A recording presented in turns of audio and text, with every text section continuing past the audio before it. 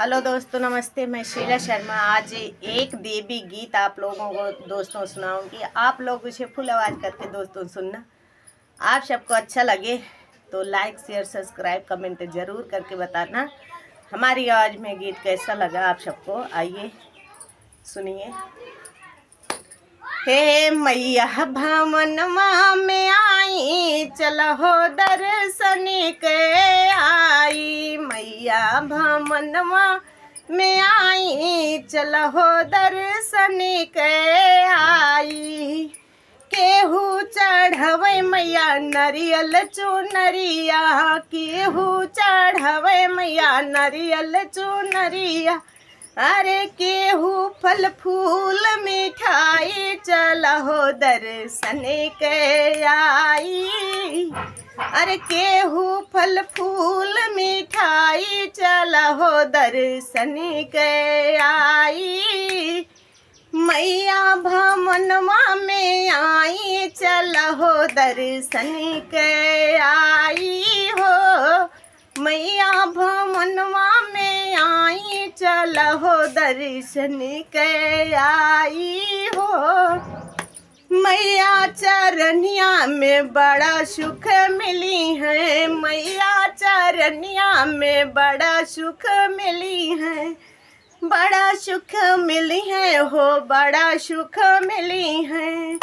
अरे सेवक करई सेवकाई, चलहो दर्शन के आई हो। सेवक करई सेवकाई, चलहो दर्शन के आई हो। मैया भवनमा में आई, चलहो दर्शन के आई हो। हे मैया भवनमा में आई, चलहो दर्शन के आई हो।